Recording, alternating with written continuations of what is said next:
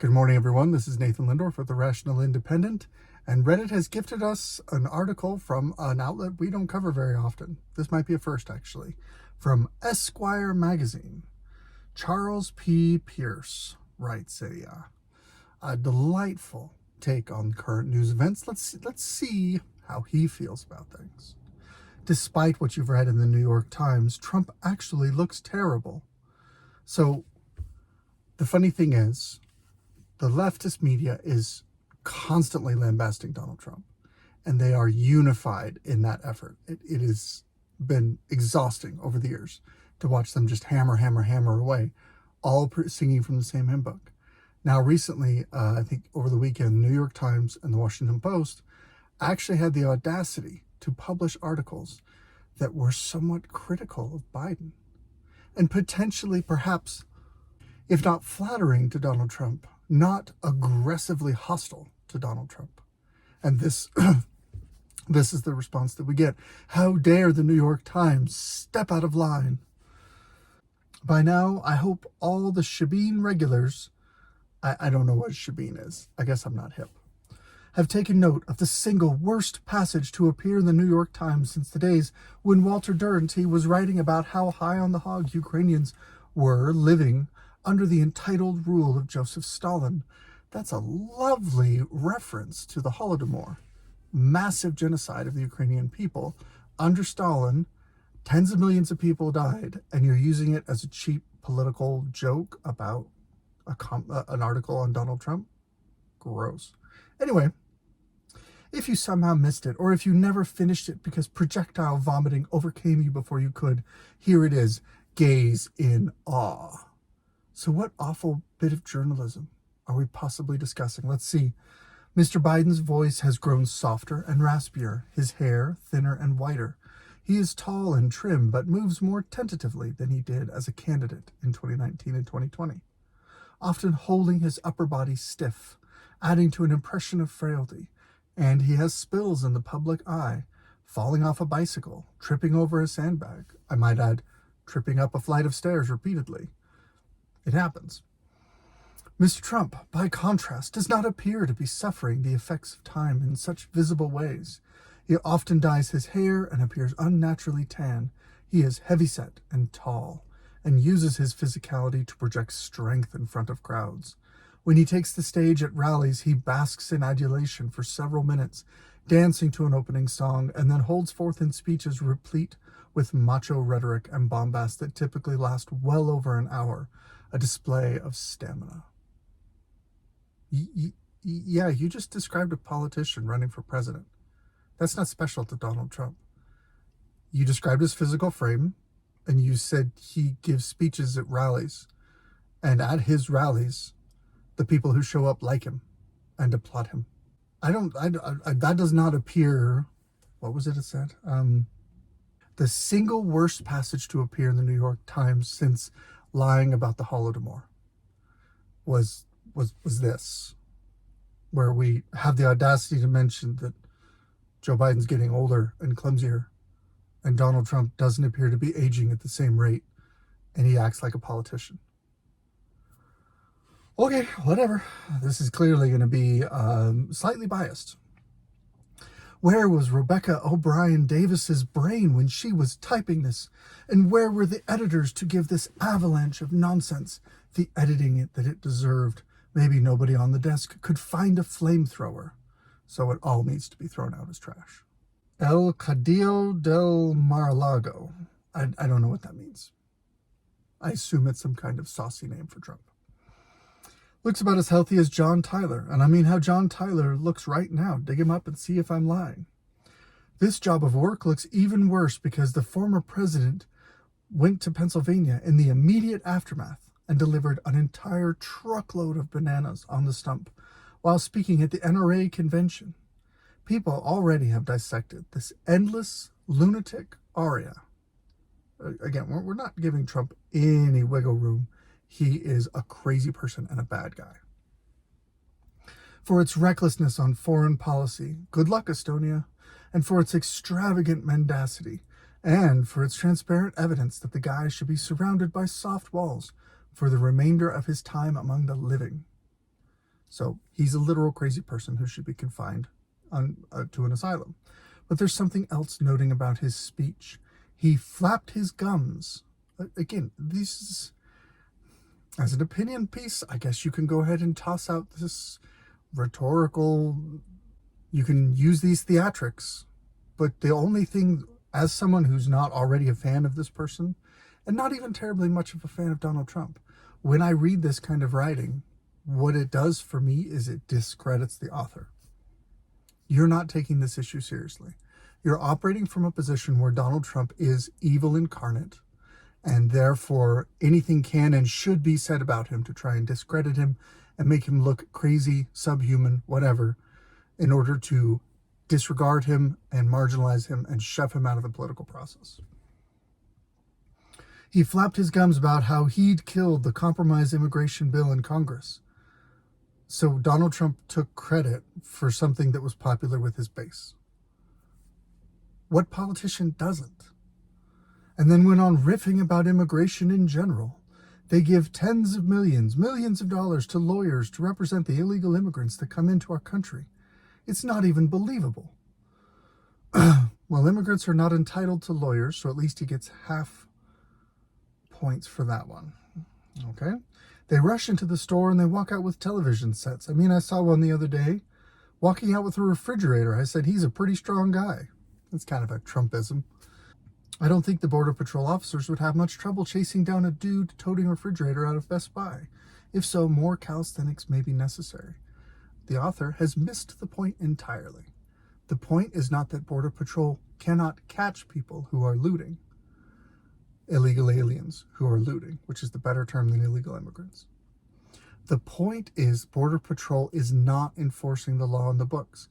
It does not matter how many Border Patrol officers you put at the border will not be secure if the orders that the Border Patrol has is to facilitate the flow of illegal aliens into the country. That's the root of the issue. That's why the border bill needed to be killed.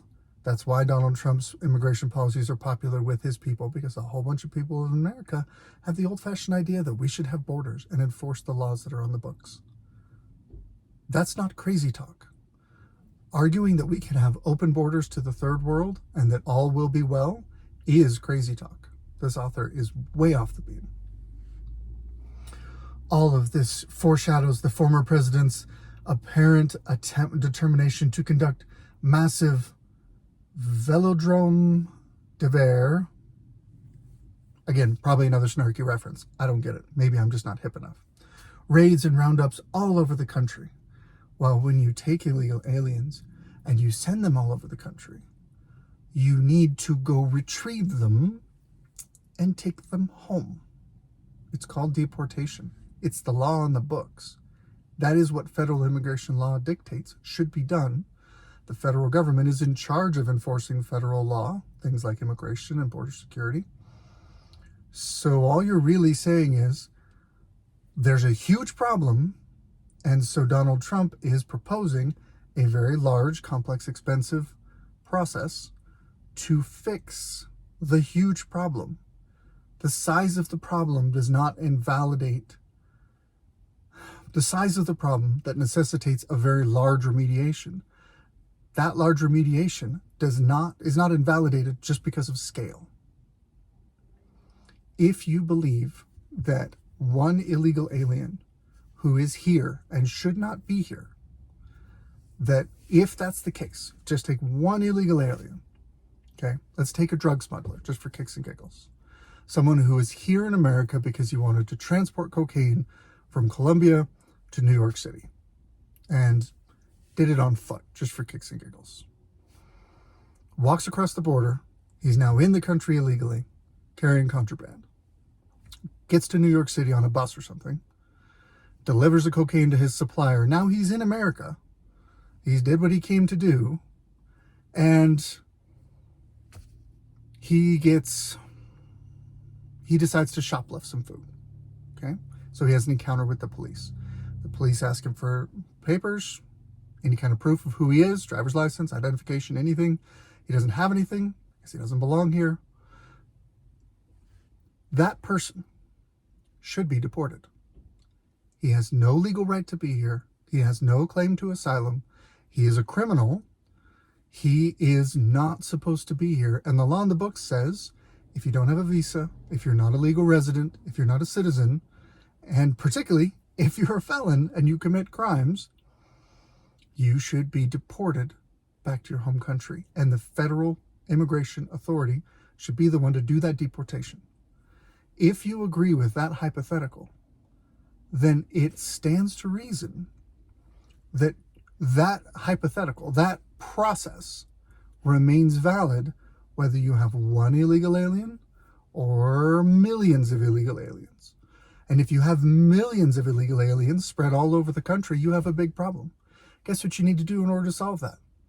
You need to go find the people who do not have a legal right to be here and send them home. This is not hard. This is not brain surgery. This is basic law enforcement. But the federal government has abdicated its role. And worse than abdicating its role, it has aggressively fought state agencies who attempt to act in its abstention. The federal government is fighting the states to keep the authority to be the only ones enforcing border law and immigration law. And simultaneously, they are choosing not to enforce immigration law. That's the crazy, that dynamic. That is the destruction of America. All right, let's see. It's a big, long thing, but basically, okay, so here's what it is. Trump has repeatedly promised if re-elected, he will pursue the largest domestic deportation operation in history, as he put it last month on social media. Such an effort would be politically explosive because any mass deportation program, pause. This is another little bit of language programming. Mass imprisonment, mass incarceration, mass deportation implies that police officers go to a group of people, round them all up en masse, and send them to prison or deport them. Large-scale immigration adjudicated on an individual basis is not mass deportation. Large-scale imprisonment of people of particular demographics is not mass incarceration if adjudicated on an individual basis. But they're trying to frame the language in a way to make it seem unfair, to make it seem oppressive, because it fits their politically expedient narrative.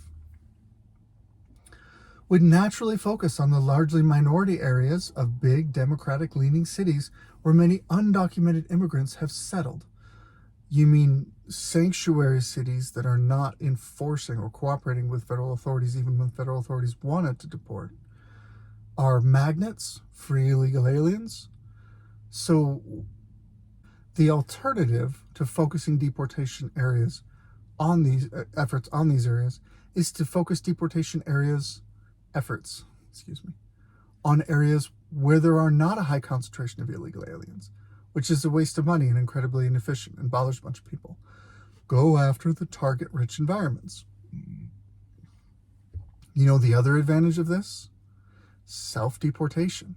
There's this weird thing called deterrence in the law, where you don't actually have to put everybody in prison to stop the criminals from committing crimes. If you put enough in prison, then it will change the cost-benefit ratio, and some criminals will choose to not commit crimes if they think they're going to go to prison. Therefore, you have prevented crimes that would otherwise happen. Here's proof of this. Earlier, CNN had a law enforcement expert on there talking about illegal aliens, and basically what they saw was in New York City, there are organized gangs of doing mass retail theft and a whole bunch of other crazy stuff. Snatch and grabs on the street, taking people's phones and purses and whatever. And what these illegal immigrants do, aliens, whatever you want to call them, they rob all this stuff. They get arrested. They get put out on cash bail, or not, because there is no cash bail. They get put out on the street, basically, kind of the round robin thing. In other words, they commit crimes without any punishment. They get a bunch of money from their loot, and they go to Florida and they spend it. And then when they're done spending it in Florida, they come back to New York and rob more people. And one of the CNN analysts goes, why don't they just stay in Florida and rob people there? And the host goes, well, in Florida, if you rob people, you go to prison. And in New York, you don't.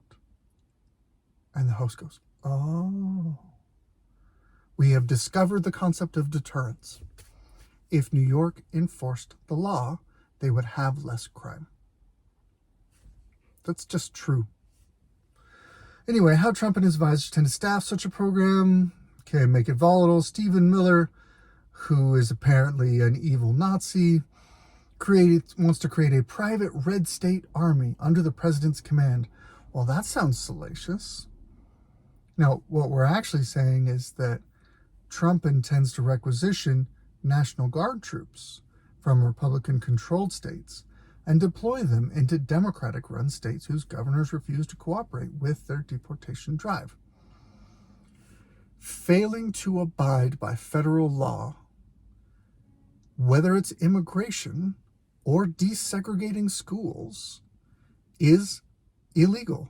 And the federal government, as embodied by the president, the chief executive, has every right to nationalize federalize the National Guard and deploy them in pursuit of enforcing federal law.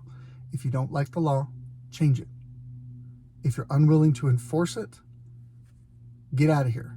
You don't belong in the federal government. That's the purpose of the government, is to enforce the law.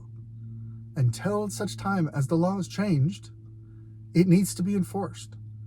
And you should be impeached if you are unwilling to do your job and enforce the law. That's why I think Mayorkas should be impeached, along with a bunch of other people, but that's just me.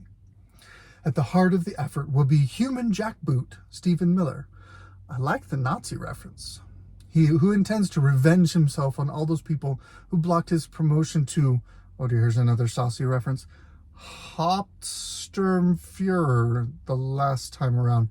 I'm not that familiar with Nazi names and references and officers and sorry, it's just not something that I care about. Apparently this Esquire author feels very strongly, though. So Miller suggested that another Trump administration would seek to remove as many as 10 million foreign national invaders. You want to know who called the border crisis an invasion? Al Sharpton. Al flippin' Sharpton. Al Sharpton, Democrat race hustling hack, who I have no patience for and no respect for his opinion. Even he called this an invasion. So, maybe there's just a little credence to the idea that it's a bad idea to open up the gates and let a whole bunch of military-age males from unknown countries just flood into our country and go wherever they want to go. Who he claims have entered the country under Biden. To round up those migrants, Miller said the administration would dispatch forces to go around the country arresting illegal immigrants in large-scale raids. Again, just because the enforcement is of a certain scale does not invalidate the enforcement. It echoes the size of the problem. Here's what's going to happen.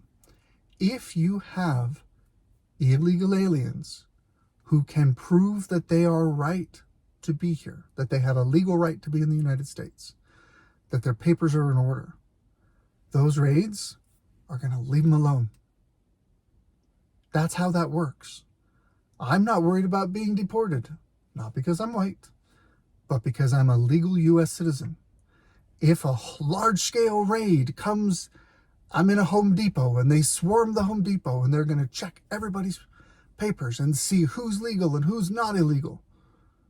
I'm going to show them that I belong here. I have a legal right to be in the United States. And then, magically, they're going to leave me alone. But if the guy next to me is from Pakistan and he walked across the border 6 months ago and he doesn't have a legal right to be here, he's going to get arrested and he's going to get a flight back to Pakistan. I don't see how this is evil. Esquire's writing this as though this is the second coming of the Fuhrer. We're going to just move on. Much has been written about the former president. He keeps putting a star on that. I don't know why he keeps putting a star on former president, because he doesn't ever put a footnote. Maybe that's his style. I don't know. Okay. Much has been written about how the former president torpedoed the immigration bill because he wants the issue. Yeah, that was the only concern with the border bill. That is certainly the case, but that's not what he wants the most. He wants the raids and the roundups, and especially the videos of the raids and the roundup. He wants to demonstrate his unbridled sadism to the country so nobody will doubt his political will. Enforcing the law that's on the books was just described as unbridled sadism. Again, the author's just discrediting himself to me. He wants the videos to make the tiny mushroom grow. That, in case you're wondering, is a reference to Donald Trump's penis. Because, of course, it's perfectly fine to mock hypothetical descriptions of someone else's body parts. Of course. That's totally legitimate news. That's definitely a sign that this author is making great points. All right. He wants the videos to demonstrate that nobody ever again will laugh at his mighty sword. Why do they laugh at his mighty sword? Another penis joke. He wants the video because he is, frankly, a barbarian who wants one exercise in chaos after another to show that, I assume this is grammatical error, he king of the mad empire in his head. I assume he meant he is king. And while he sassed the New York Times saying, where are the editors? He's the one with the grammatical error in his opinion. Where's his editor? Catch that. Just saying. Just throwing that out there. We've reached the point of near total inversion. We've reached the point where this author and people, again, this is a top article on Reddit. There's a bunch of people who agree with this author. Where a prospective candidate for president who is arguing that as president, he will enforce the law that is on the books, is described as unbridled sadism and the actions of a barbarian who wants one exercise in chaos after another. Which is an exercise in chaos? Bringing millions of people into America who have no legal right to be here and then refusing to enforce the law that would remove them? Does that feel like chaos? Or does removing the people who have no right to be here and sending them home, is that an exercise in chaos? It's a near perfect inversion. But there are people who read this and go, yeah, that's right, that's what I'm feeling. That's why I talk about these things. That's why I point these things out. There's a big chunk of the electorate that thinks this is a reasonable analysis of our current news cycle. This is Nathan Lindorf with The Rational Independent. This has been my Reddit rant. Good luck out there.